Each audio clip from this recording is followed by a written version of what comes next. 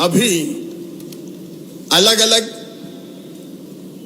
Period के अनुसार आपको मानदेय देने की व्यवस्था है।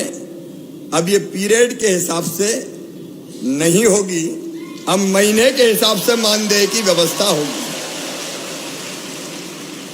और मानदेय भी जो हम तय कर रहे हैं, वर्तमान जो होता है अतिथि शिक्षक वर्ग 1 9,000, इसके स्थान पे 18,000 रुपया दिया जाएगा।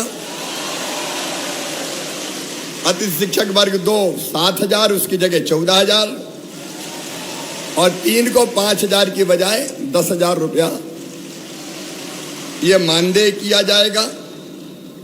और अभी शायद हर महीने करते हैं अनुबंध, क्या करते हैं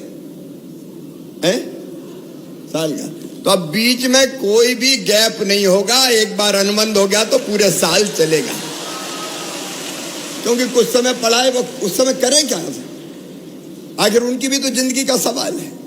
और इसलिए एक बार अनुबंध का मतलब साल भर उनकी सेवाएं चलेंगी। लेकिन इसके साथ साथ अब इस अनिश्चितता के भंवर से निकालने की भी एक परमानेंट कोई योजना बनानी पड़ेगी।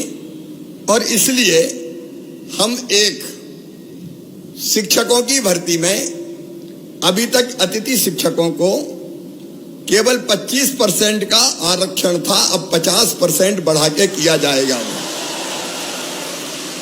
क्योंकि जो पढ़ा रहे हैं, जो अनुभवी है, वर्षों का व्यवहारिक ज्ञान जिनको है, अगर वो भर्ती होंगे तो मैं समझता हूं कि वो बेहतर ढंग से बच्चों को पढ़ा सकेंगे, बेहतर ढंग से बच्चों को पढ़ा सकेंगे। और ये व्यवस्था अगली भर्ती से ही जैसे होती है तत्काल हम लागू करने का काम करेंगे। और अतिथि शिक्षकों को उच्च शिक्षा विभाग के अनुसार प्रतिवर्ष 4 और अधिकतम 20 अंक बोनस के रूप में ये प्रदान किए जाएंगे, ताकि अधिकतम उनका चयन हो सके, उनका सिलेक्शन हो सके। आप पढ़ाने का काम कर रहे हैं, लेकिन पूरे मान और सम्मान के साथ पढ़ाएं।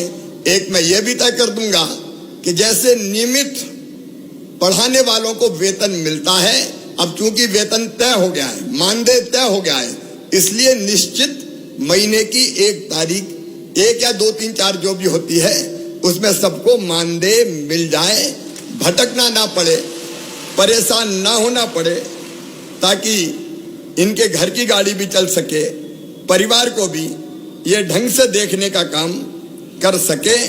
और एक मैं गुरुजियों की तरह एक योजना बनाऊंगा कि जिसमें पात्रता परीक्षा लेके भी हम अतिथि शिक्षकों को नियमित करने की दिशा में आगे बढ़ सकें। जब गुरुजी के लिए किया है तो उनके लिए भी हम सोच सकते हैं। केवल जो आरटीए के अंतर, आपको पता है शिक्षा का जो कानून है आरटीई, उसके अंतर्गत डीएड बीएड वाली जो बाध्यताएं हैं वो हम रिलैक्स नहीं कर सकते, क्योंकि वो केंद्रीय कानून है। लेकिन उसको छोड़ के मेरी इच्छा है कि तुम सब नियमित हो जाओ, ढंग से पढ़ाओ, बच्चों को भी ठीक से पढ़ाओ, और बच्चों के साथ साथ अपने परिवार का भी आप ध्यान रख पाए।